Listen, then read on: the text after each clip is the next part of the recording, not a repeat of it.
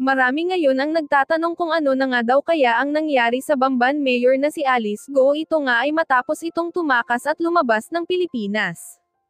Kasunod nito ay nabalita nga na nakita daw ang katawan nito na palutang-lutang sa dagat matapos nga daw na tumaob ang sinasakyan nitong bangka palabas ng bansa. Ayon sa mga kaanak ni Alice Go, agad umano nilang nilibing si Mayor Alice dahil naaagnas na umano ang katawan nito. Hindi naman kumbinsido ang kinauukulan sa naging pahayag ng mga kaanak ni Alice Go, kaya naman nagdesisyon ang hukuman na hukayin ang kinaroroonan ni Alice Go upang mapatunayan na talagang namayapa na ito. Laking gulat nga umano ng ilang senador matapos nga na malaman na walang laman ang nitsong pinaglibingan ni Alice Go. Ngayon nga ay malinaw na sa lahat na talagang nakatakas at nagtatago na daw pala talaga si Alice Go. Narito panoorin ang video patungkol sa totoong nangyari kay Alice Go. Sir, yun po, pag-amin po ni Sheila Go na hindi niya biological sister si Alice Go, anong significance po nito dun sa investigation? Actually, yung kanyang family circumstance, I would say, hindi pa klaro kung paano natin gagamitin yan sa kaso. Ang focus ang focus ko yung Pogo, no? So, at yung role ni Alice Go sa Pogo. Gusto kong palakasin pa yung mga detalye at mga circumstances laban kay Alice Go in relation to her role in the Pogo Hub in Bamban. So yun ang ating pinapalakas, no? Kaya importante yung kanyang yung nasabi nga natin, no, yung mga financial records, yung money flows na pumapasok sa Bamban at yung role ni Sheila Go sa pagtulong mabuo yung Pogo Hub sa Bamban, no? Yun ang hinahanap namin na detalye, no? But yung family relations nila, for now, linalagay lang namin on the table but hindi pa klaro kung paano i-connect yan doon sa Pogo Hub sa Bamban. Sir, are we ready to say na yung 10 companies nila Alice Go, yung QJJ Farm, Embroidery, ginamit siya to launder the money that was used para ipatayo yung Pogo Hub? That's my theory, no? That's my theory. Na ginamit itong mga corporations, ginamit yung mga personalities. Nasabi na ng AMLAC before, may case during the hearing, magpa-file sila na money laundering case this week, no? So after ma-file yun, ay lalabas na doon yung mga personalities at corporations as well as bank accounts, no? Ang first step kasi yung freeze order, di ba? Mayroon na freeze order na nangyari, to na-freeze na yung asset. Laki na nga na-freeze. 200 million cash, 400 million in assets. Ang next ngayon yung money laundering. Ito na yung totoong kaso na laban sa mga iba't ibang personalidad. Doon natin malalaman, sir, kung paano talaga siya. Yun ang magbibigay ng detalye kung paano nila ginawa yung money laundering. Yung freeze order is sinasabi doon ay may money laundering, i-freeze natin yung assets. Ngayon, sasabihin na nung next case is ito ang ginawa nila kaya nagkaroon ng money laundering. And sir, yung kay Cassandra Ongco, parang sa ngayon po kasi siya yung common denominator dun sa Bamban and Porac. Yes, correct. Siya yung link. Siya yung link, sir. But meron na bang other evidence linking Alice Go also to the Porac Pogo Hub? Well, yung flight details na nakita namin na lumapad si Cassandra, si Warren Wu, si Alice Go, si Sheila Go, in my opinion, puts Alice Go and Warren Wu together. No, si Warren kasi is hinihinalang mastermind ng Pogo Hub sa Porac, no? Marami siyang tinayong mga corporations dito sa IT. Bumili rin siya ng lupa. Binili niya yung lupa ng Whirlwind worth 1.9 billion pesos, 1.3 billion pesos. Pero hindi pumasok sa libro ng Whirlwind Corporation, no? So, mayroon ring nakikita kaming money laundering issue on the part of Porac. At nung kinos out rin namin yung buildings, kasi humingi kami ng tulong sa mga engineers, ang halaga ng building is between 3 to 5 billion pesos, no? Yung pagpapatayo ng building. So let's put it on the average 4 billion. Para ipatayo yung Porac Pogo Hub, 4 billion yung kanilang ginastos. Pero pag tinignan mo yung financial statements ng Whirlwind, walang laman, no? Kaya again, pag ganyan yung red flag na yan na merong money laundering na nangyayari. Sir, are we ready to parang offer kay Sheila Go to magiging state witness siya, ganyan, para just to get to the bottom of this, makuha talaga sa kanya yung impormasyon na kailangan? Masyadong maaga pa para gawin yon. Like I said, no, yung kanilang abogado pareho eh. So at this point, I doubt kung magsasalita siya o magbibigay siya ng detalye o magsasalita siya laban kay Go Huaping. At this point, it's too premature to say that.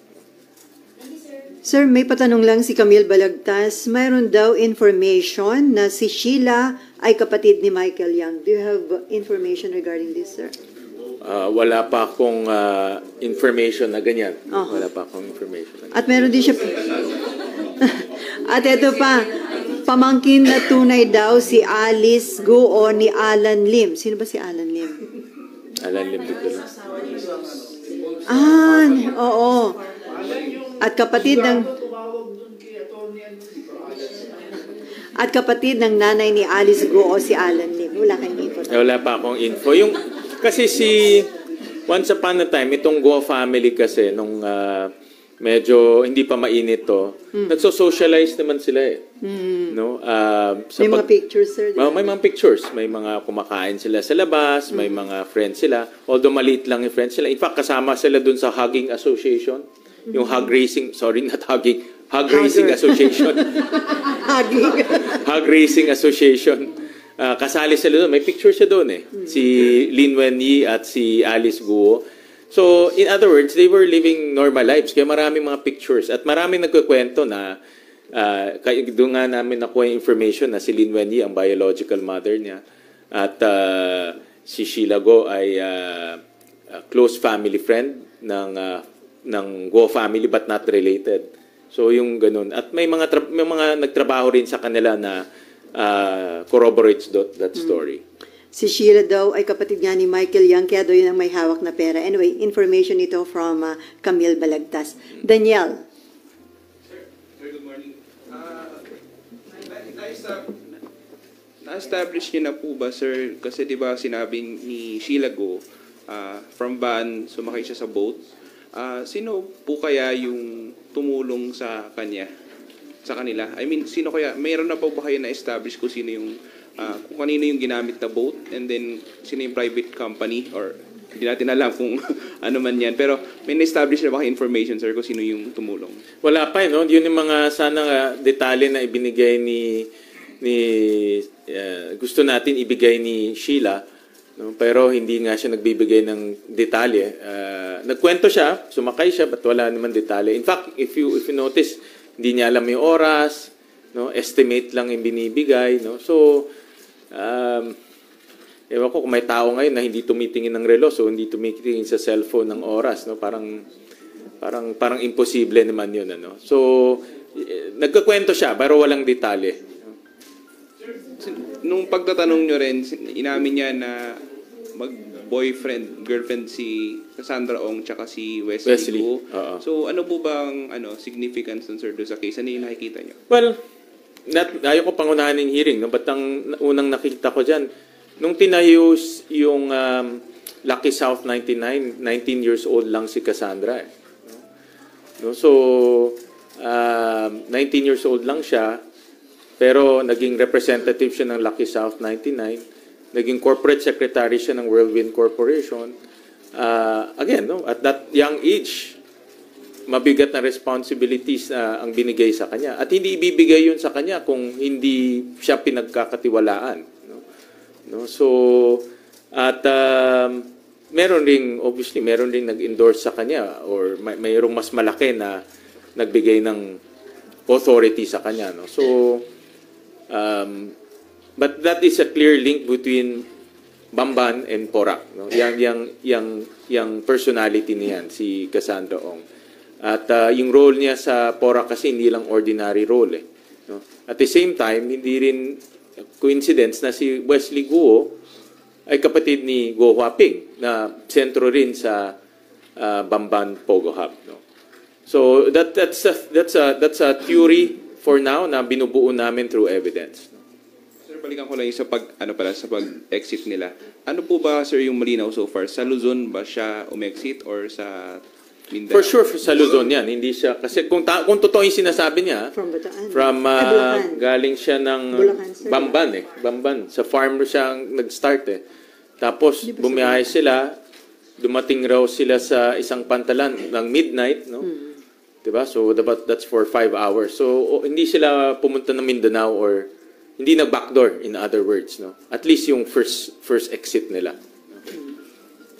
Okay, Nympha, and then Nympha, and another Nympha. Oo, Nympha Sir, Senior. tinatanggap niyo ba na yung sinabi ni Sheila Go na sinundo talaga sila sa farm sa Bamban? Kasi kung totoong dun sila nanggaling, yung date na supposedly ay umalis sila, may warrant of arrest ng Senado, ibig sabihin may pagkukulang ang mga authorities kasi hindi nabantayan yung farm. Talaga may pagkukulang kasi kung totoo sa Bamban sila umalis, ilan balik rin ang PNP sa Bamban at may PNP rin doon, no?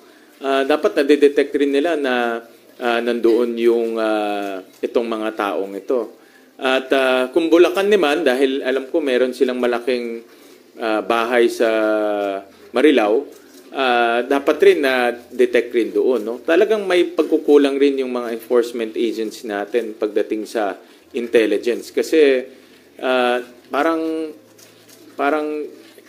kasi last appearance ni Go Huaping dito is May 22 eh, no? And from then on, from May 22 to kung tama yung sinasabi ni Sheila, first week of July, hindi na sila nakakalipat-lipat sila eh. So kaya nga yung although tumugma naman yung intelligence ng PNP pagdating doon sa flight, pero malaki rin pagkukulang pagdating sa intelligence on the ground, no? Ang intelligence kasi binibuild mo yan kahit walang ganitong pag-aresto eh. No? Hindi mo naman binibuild ang intelligence network mo kung meron ng gusto kang arestuhin. Eh. Kahit wala kang inaaresto, binibuild mo itong intelligence network mo. Para kung mayroon kang gustong arestuhin, nakakalat na itong intelligence mo. Pero ganoon pa rin, malaya silang nakakalipat ng bahay, nakapunta sila sa isang pantalan, nakalipat sila ng barko. So, kung totoo yun, mga yun, ano nangyari doon sa network na binuo? No? That's the nature of intelligence, yung network. Sabi naman ni Presidente, heads will roll. Pero sa tingin nyo, how soon should it happen? Well, I'm sure I think nasabi ng Presidente yan dahil rin sa gulat at sa galit. No? Kaya ang kanyang initial impression, merong kakontsaba sa gobyerno. Kaya yun yung nasabi niya. At alam ko, iniimbestigahan nila ng mabuti ito. No? Whether pag may kakontsaba o pagkukulang, definitely dapat may accountable dito. Okay, and then sir, hindi ba kayo sir natatagalan doon sa progress ng kaso against Mayor Guo? Kasi sir, binalikan ko kasi yung statement ninyo, March 25 nyo pa sinabi na may possible link si Mayor Guo. But until now, wala pang kaso sa korte. Actually, kung tutuusin, ang only arrest order is galing sa Senado at galing sa Kongreso. Eh. Wala namang ibang arrest order na. So, ibig sabihin, hanggang nasa prosecutor level pa rin ngayon. Or prosecution level. Hindi pa na-file sa court. Kaya nga, even yung sa AMLAC, no, na matagal na natin sinasabi, this week pa lang ifa-file. No? At talagang nababagalan ako sa mga kasong dapat i-file. Especially on money laundering kasi klaro naman na mayroong money laundering. You know?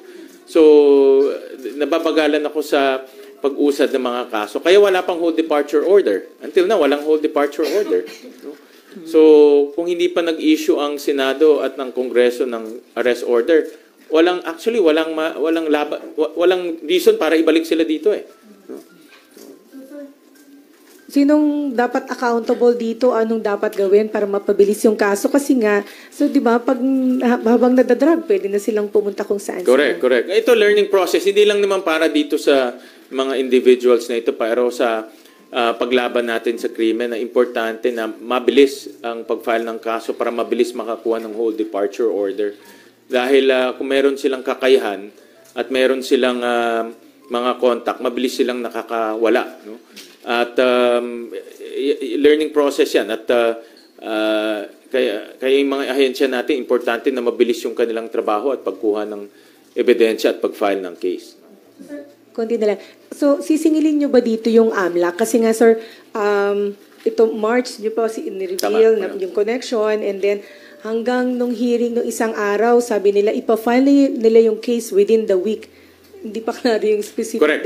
Talagang ako personally, sisingilin ko sila. In fact, over the weekend, bago mag-hearing, humihingi ako ng updates doon sa kaso at until doon hearing nga, humihingi ako ng updates. Tama ka, pang-anim na hearing yata yung huling hearing natin. Wala pang na-file na kaso. No? At every hearing nilang sinasabi, ifa-file na, but until now, wala pa. At kaya nga binuo ang AMLAC no? To enforce and to file cases. At personally, I will ask for explanation and kung bakit mabagal ang usad ng pagpa-file ng kaso. Dapat po ba, sir, kasama sa money laundering case si Sheila Guo given na siya yung nakapirma sa... Yes, dapat kasama siya. Kasi siya yung treasurer at CFO. No? At pinag-uusapan natin yun, yung perang pumapasok at perang lumalabas. No? So, dapat kasama siya. Isa na lang. Napag-uusapan po Sheila, Alice and Wesley. Sir, si Siemens Go, di ba meron pa sila isang kapatid? Yeah. Nasaan yun, sir? Ang balita ko, again, no, ito yung mga kwento-kwento na nakukuha ko from the grapevine. Maaga siya bumalik sa China. Kaya hindi siya kumuha ng Philippine passport. Meron siyang fake birth certificate, pero hindi niya pinursue yung Philippine passport niya. No? So, mga may bali-balita na meron kasing negosyo pa rin doon yung si Guo Jiangjong. At ito yata ay naka-assign doon. Yung tatay niya may negosyo pa doon. No? Yun yung bali-balita. Hindi pa minor, sir. Ngayon, hindi na minor. No? Yeah. Ito yung kasama. Kasi based diba, doon sa birth certificate nila, si Wesley, si Seaman, nag-late register sa Caloocan. Tapos si Sheila at si Alice, nag-late register sa Tarlac City. So, but pare-pareho yung kanilang magulang. So, ibig sabihin, apat sila magkakapatid based on the fake birth certificate. Okay, before Nimpa Jr., sir, ano yung latest whereabouts ni Alice Guo? Well, based doon sa information ng Bureau of Immigration na sa Jakarta siya, at ako I'm very confident na mahuhuli siya dahil buong ang Jakarta na-advise na at na-alert na yung kanilang mga enforcement agencies. At very optimistic ako na mahuhuli rin siya.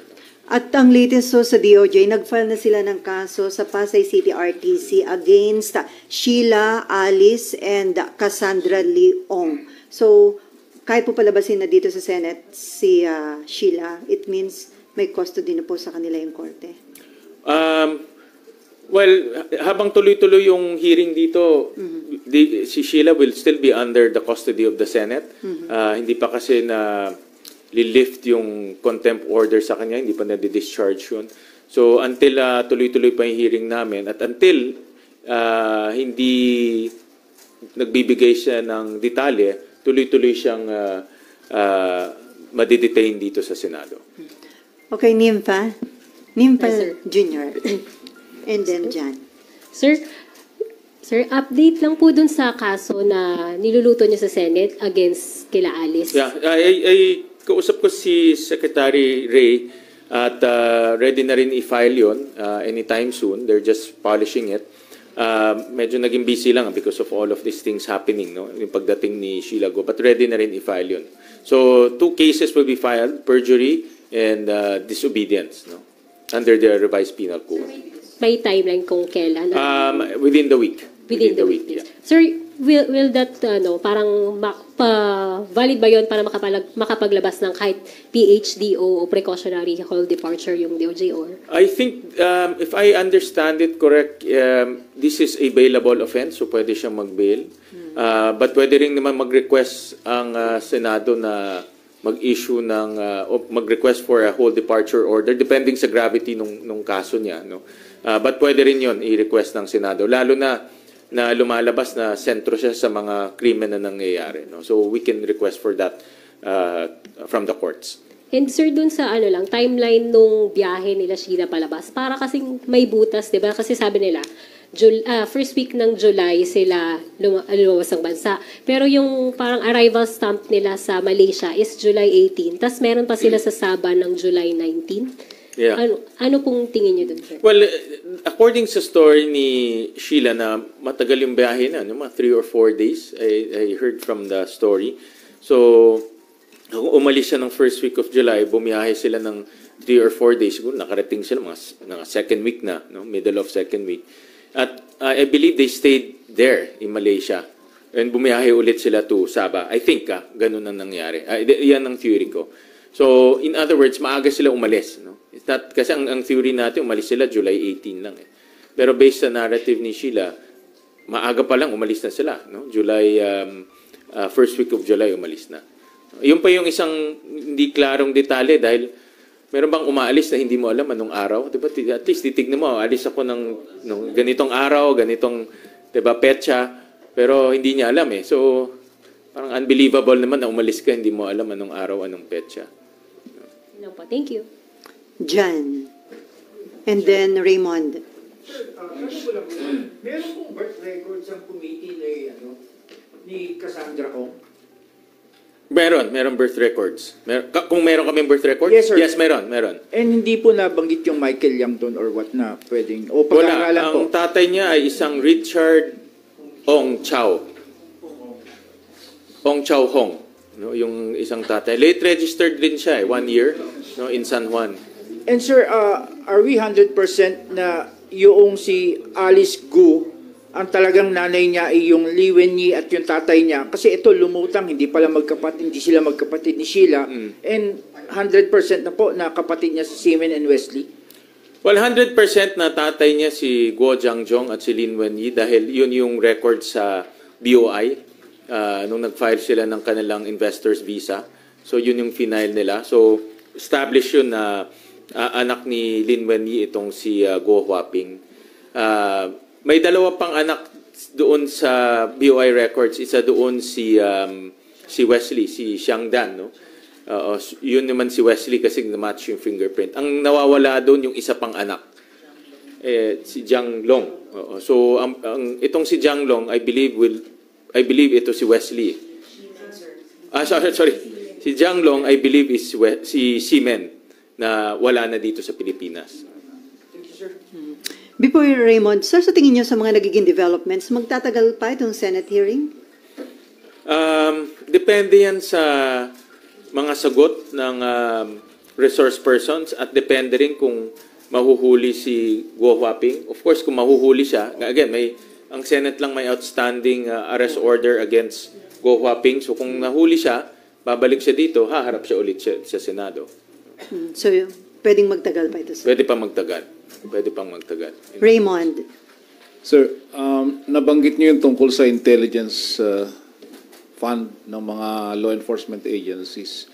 Parang lumalabas, mas malaki pang intelligence fund ni Senator Risa kaysa yung So, will you be... Ako, believe ako sa kanya, to be honest about it, galing ng kanyang intelligence. And na-validate niya kagad. Senator Risa naman, hindi magsasabi ako hindi niya na-validate. Kaya nga, kung Senator Risa na hindi naman party ng executive na-validate, bakit si Commissioner ng Bureau of Immigration took him 5 days to validate? No? Yun yung question eh. So, budget season, question ninyo yung intelligence fund kung saan napupunta nitong mga law enforcement agencies? Definitely. And also make suggestions. No? Kahil ako itong mga enforcement agencies, pag ginamit naman ang intelligence fund, makakatulong. No? Kasi ito yung gumagawa sila ng network eh. No, may mga assets sila sa iba't ibang lugar, may mga assets sila, let's say, sa mga pantalan, para kung merong ganitong problema, merong kaagad information. May magtitip kaagad sa kanila. No, that's the nature of intelligence. Gumagawa ka ng network. At kung ginamit mo ng tama to, at yung tao mo ay tama rin, makakatulong rin to. No?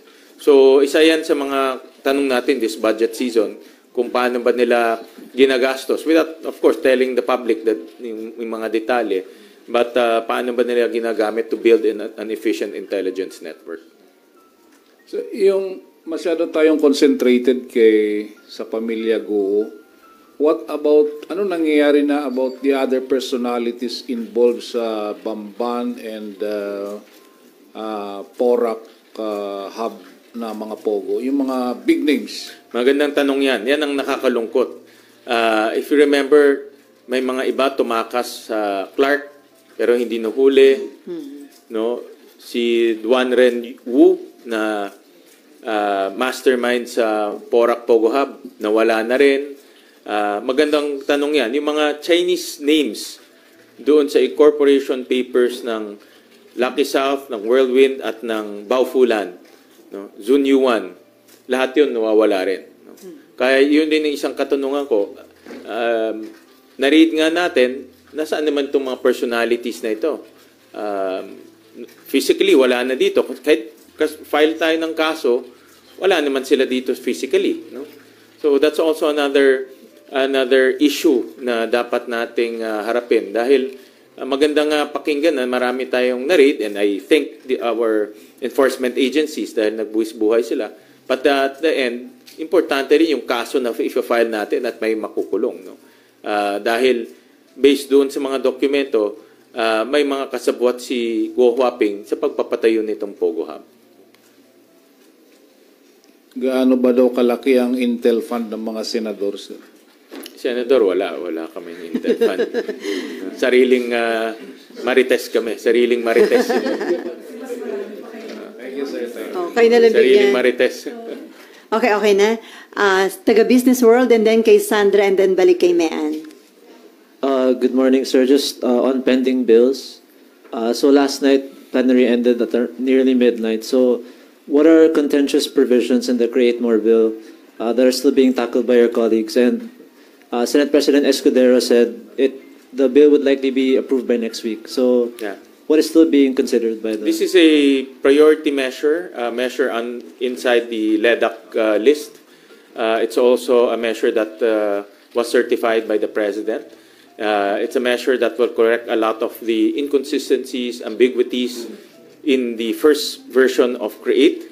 And then we also enhance the incentives for investors. No? So, in other words, the framework will be the same in terms of incentive granting, but we just made it more generous in Create More.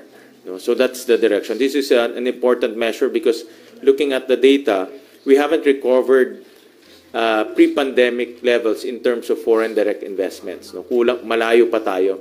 So this is another way to make our incentive program competitive vis-a-vis our other Asian neighbors. But the amendments last night with Senator Risa, what did it entail?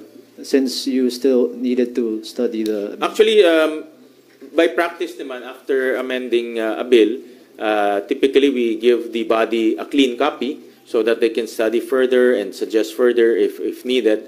But basically, we accommodated as much as possible all the recommendations of our senators. No? One of the highlights in the discussion is the role of FIRB. No? So we just made it clear what is the role of the investment promotion agencies, the FIRB, as well as the President in terms of investment granting. Sir, second question. What issues do you see with the existing EPIRA law, and how does the Senate intend to tweak it to address power issues? Under EPIRA, the regulator was created, the Energy Regulatory Commission. No? But we are also thinking of carving out a charter for the Energy Regulatory Commission, making it more efficient and giving it more powers in terms of regulating and supervising the electric power industry. I'll give you a case in point. marami sa mga kontrata na di-delay, no, pag-approve ng ERC. So one of the things that we want to fine-tune is the speed in which ERC approves power supply contracts. Sir, okay, last from me, sir. Since the VAT refund bill for tourists is in plenary right now, may I get your thoughts on economists saying developing health facilities in tourist spots and doing away with cumbersome immigration processes will likely help the tourism industry grow than these tax rebates? Well, that's true. In attracting tourists, there's no single formula. You have to apply many strategies. No?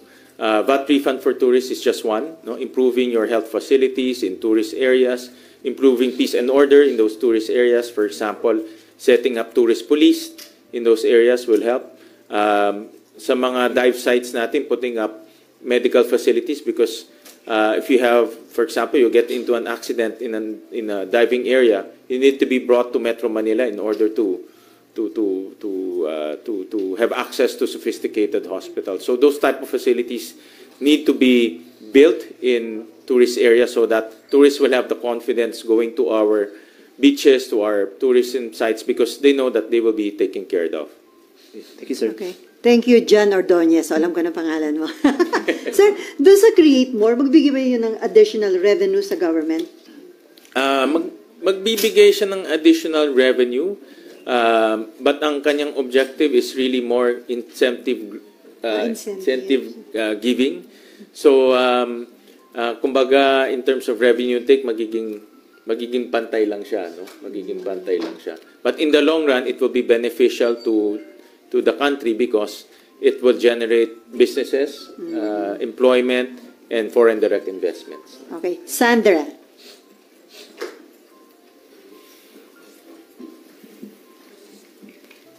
Hi, sir. Sir, how would you describe the demeanor of Sheila Go during her testimony? Kasi, di ba, ang pag-depict niya sa sarili niya ay parang innocent, naive, mahina ang loob. Pero base po sa mga narinig niyo sa kanya, how would you describe her? We have to be very careful with this Go family. No? Parang ano sila mga professional, parang professional liars and professional swindlers. Nakita natin nung una kay Guo Huaping, 'di ba? Lumaki sa farm, homeschool, simple lang, inosente. Pero if you look at the documents and if you look at the evidence, hindi siya ganun no? Much more sophisticated siya. At that's why we have to be careful. Of course, the demeanor tells us one part, but it's important also to look at the evidence. Right now, the evidence is pointing na hindi siya inosente dahil pumiperma siya ng mga dokumento. No? So, and kaya nga sabi ko sa kanya during the hearing na itong mga pinipermahan mo, malalagay ka sa alanganin. Pwede ka makulong dyan dahil yung mga pinapermahan mo, hindi to ordinaryong dokumento. Ito ang mga financial statements at corporate papers yung mga pinapermahan niya. At this point, sir, may legal basis na ba talaga to arrest Alice Go sa Indonesia? Kasi may kaisipan po na only criminal prosecution can trigger a blue notice or a red notice, sir. Well, ang kanyang, for now, no, in Indonesia, ang gagamitin sa kanya is an immigration offense. Umalis siya kasi nang hindi dumaan sa immigration natin. Diba lahat tayo pag aalis, dadaan tayo sa immigration dito sa atin. Hindi siya dumaan doon. So, that's an immigration offense, kaya yun ang gagamitin sa kanya sa pagbalik dito. And at the same time, of course, the outstanding arrest order from the Senate. Sir, lastly, yung iba'y gusto pa ho ba kayo ipurso kay Attorney Galicia and a certain Kaalan that he mentioned? Well, we'll invite si Kaalan kung totoong tao siya. Kasi parang bula lang siya na pumunta doon at pinabalik si Attorney Galicia at na-convince niya to notarize someone in the car. Parang kasi yung pag iniisip ko yung circumstances, pumunta lang yung tao doon, tapos pinakilala sa iyo isang Alice na hindi mo pinababa sa sasakyan, pero ninotarize mo yung kanyang papeles na hindi mo man nakita. Kasi yung mga notary, dapat nakita mo yung pinipermahan talaga yung dokumento. Kaya nga, in the presence of applicant. No? So, that case, hindi consistent yung kanyang sinasabi. No? Kaya tuloy pa rin yung aming pag-imbestiga sa kanya para matulungan rin namin yung DOJ sa kanilang kaso. Kasi isa sa mga anggulong pinupursue ng DOJ, itong ang pagsinungaling ni Attorney Galicia. So sir, pwedeng mabaliwala yung counter-affidavit Yes, ni oo. Alice Go kung hindi dumaan, ni Sheila, kung hindi dumaan sa tamang proseso yung pagnotarya? Yung affidavit ni Ay, Alice Alice nga, Go. tama, Ni Alice Alice Go. Go. Oh, Tama, Alice. si Alice Go. Pwede mabaliwala yun, sir. Para mabaliwala yun. Kasi yun ang gagamitin nila. No? Kasi definitely wala dito si Alice Alice. Go. No? Established na yan. So, definite, kung wala dito si Alice Go, lumalabas, nagsinungaling siya. At ano yung pwedeng kaso kay Attorney Gali? Well, I think under the mga rules ng Supreme Court, pwede siya ma-disbar no, sa pagsisinungaling. You will pursue? Hindi pa ngayon, no, kasi tuloy-tuloy pa yung aming investigation. No? At kaya nga imbitahin namin si Alan para makita natin kung si Alan ay totoong tao at siya magbigay ng detalye. Paano niya nakilala si Go Huaping? No? Yan ang unang tanong siguro. Okay, Mean. Ay, wala ka na ba, Sandra? Okay na? Okay na. Sir, ano ang liability ng lawyer ni Alice Go? Who kept on saying nandito siya for so many times and yet, ano ang liability si Alice Go? I have to give him the benefit, ano? Kasi from what I understand from him, kausap niya si Alice Go sa phone, no? And I would assume, sinasabi sa kanya na nandito na siya, o andito pa siya. So I would assume ganun yung kanilang communication, no? Yung mga counsel naman, pag kumukuha ka ng counsel, you only rely on your client also on information. No? So I will give him that benefit. Sir, kung matapos yung hearings ng Senate, may confidence kayo na palayain si Sheila Go knowing that she has capacity to flee? Really depends on anong sasabihin niya. No? The detail in the next few hearings. Really depends kung magko-cooperate siya. Ang best case scenario, magsabi siya kung ano pa yung nalalaman niya. Kahit na executive session, kung natatakot siya. No? Kung natatakot siya dahil nga, alam naman natin, itong mga taong to ay may pera, sophisticated. Imagine, nakatakas sila. Kung totoo man yung barko, nakatakas sila under the radar of all our enforcement agencies. No? So, ganun ka-sophisticated sila. Kaya naniniwala ko, hindi to pinlano ng madalian. Matagal na nakaplano to kung may mangyayari, alam na nila yung mangyayari. At kung totoo yung 200 million, ganun kalaking pera ang kaya nilang gastusin para makataka. So, in other words, kung magbibigay si Sheila ng detalye, kahit na executive session, papayagan natin yun. At mas maganda yun para malaman natin yung dagdag ebidensya laban kay Alice Guo pagdating sa Pogo. Sir, ipupush niyo po yun yung executive session for Sheila? Depende kung anong detalye ang bibigay niya. Kasi hindi lang naman pwedeng mag-executive session at wala namang pupuntahan. Ano? So depende kung anong ibibigay niyang information. Sir, okay, meron ka pa? May pahabol lang, sir, about West Philippine Sea.